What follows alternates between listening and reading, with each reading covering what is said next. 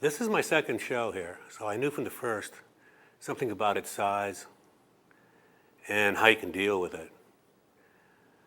And I had in the first show this large wall behind me, and that was kind of like key piece, and that was done quite a bit different than this time, but it was kind of like a key big piece to set the tone of the room.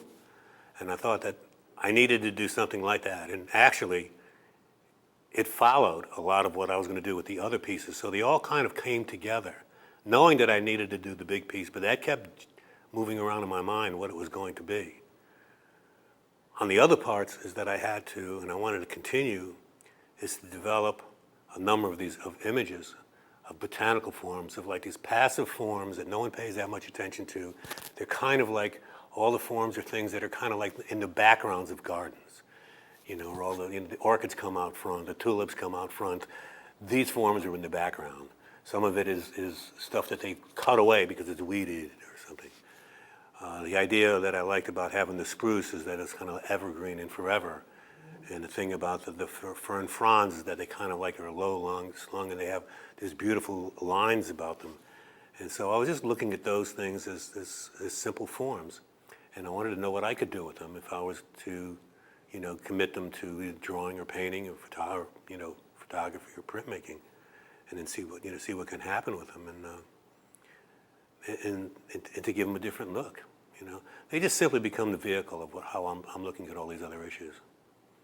It's only within the last couple of months that the idea was there, and it happened in this past week, and it only happened in the last couple of months because the gallery director had purchased, Nick Cassway, the gallery director at Nexus, purchased this rolling vinyl cutter.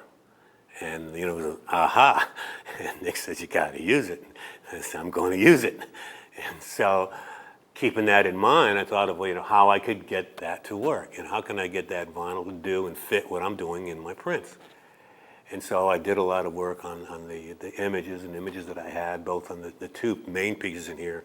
One of this Chicago form that I picked up at the Institute of Chicago, Institute of Contemporary Art of Chicago in your garden, that I just was crazy about. I have no idea even. I had to go look it up what it is, and I don't know yet what it was because no one out there could tell me. And I came back too quick. But anyway, the other one was the ant that I've been playing with this image for a while, and that was going to be, this large wall installation. And now I wound up saying, it's vinyl. I can cut it. It can be cut a lot, just like my plates, my prints, my Mylar, all the stuff that I'm working with the computer. And so that's what happened with them. And the process is fairly, like high-tech, low-tech. High-tech, I can go online, I can ship the file to Nick, and he takes the file down, I go over to the studio, we put it on the machine, it comes out, and then we have to pull it apart and then put it up on the wall and press it down and all that low-tech stuff afterwards to get it done. So it's kind of like it's a fun thing. And what I did with it and how I made it fit to what I was doing here, besides the lines and all, is that I chose for the ant piece, silver, the silver color, which is the same color used in the ants and peonies, that same silver. And the other one on this back wall here in the matrix, that color up there is the same color. It's kind of like a champagne, what I call it, a champagne silver. It's kind of like bronze. I wear like bronze and gold and silver combined. And that's the same color that's on all the prints back here in the screen. Our art is our presentation, at the same time. It is part of what we do. We have to consider that, because it's simply the way you arrange things. The way it comes off the wall, the color that it emits, the scale, the size, how high it's hung, how low it's hung, who you're going to invite to see it and not invite to see it, the way you hang it, and how it influences the wall, how on the Rehoboth night picture over there, that shiny aluminum, how it changes as you walk through it, all the blue from this wall, and it kind of like keeps shifting and things, or the back, or Amelia's garden in the back there, that no matter, even when the lights are out, that one it just kind of like shines. It's kind of like one of those things that shines and has all these lines and has movement, even when the lights aren't on, which is, to me, is just so much fun.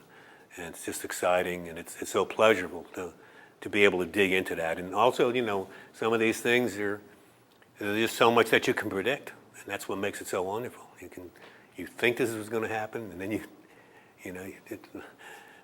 coming into the show, I produced a lot of bad stuff. I produced a lot of trash. I produced a lot of stuff that went in the garbage. that just never made it here and won't make it anywhere else. And that too is a way that had to either get out of my system, it had to bolster me, it had to make me tougher, it had to focus me to get me to do this exhibition. This ochre and black one with the cream dots in the back, that's my Alex Katz. My thank you, Alex Katz. Thank you, Alex, is a tribute to Alex Katz and when I had worked with him a long, long time ago, and how he got me to see some things, and how I just absolutely respect his career and his work. I mean, tremendously.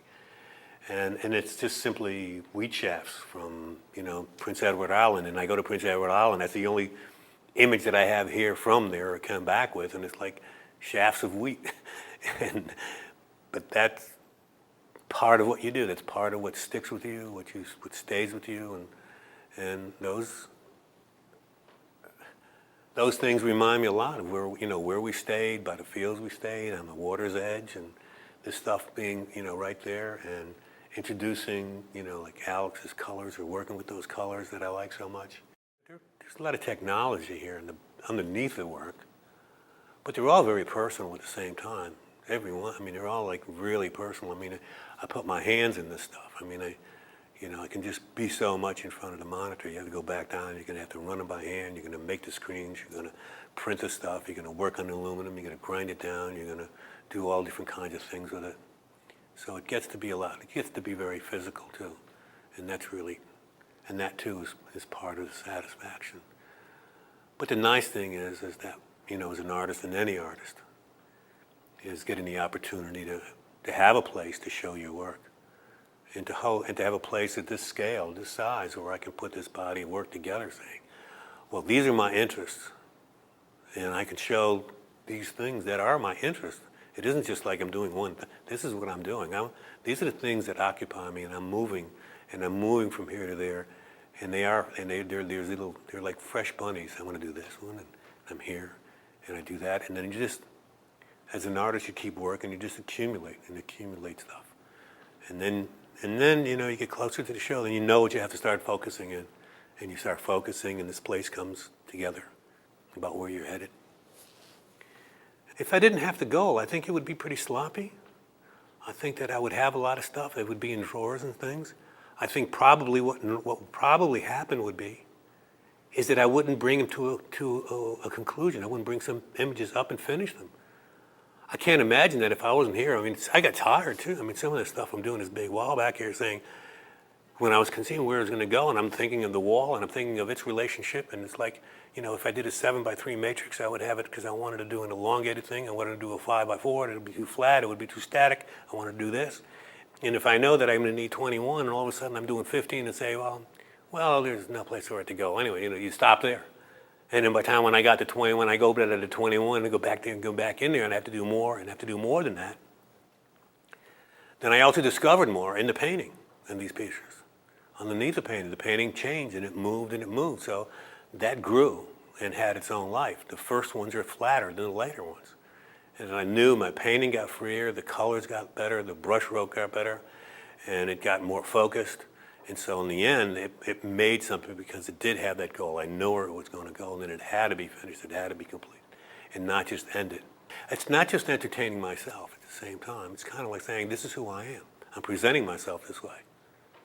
It tells something about you for a certain period in your life. This is who I am at this time. This is who I am from 04 to 06. Okay, and the stuff that's on the wall is from like 06. Pretty much, not much.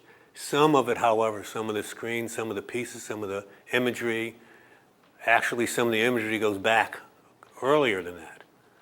But they were combined and used in the actual process of the work being worked has been done this past year.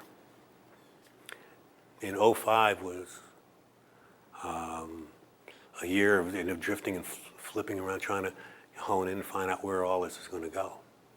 And then when you get in a little tighter, you kind of like tighten it, and then you screw down a little bit. And it's like anyone who's going to, has some production in mind that they have to They have to finish, they have to complete. It's kind of like a responsibility that I have to myself. It's a responsibility to other people who think that I'm an artist. And I think if I didn't finish that, then I wouldn't be an artist. If I didn't show, I wouldn't be an artist. I would be, a nice guy down in the studio having, but that's part of the way I feel about it.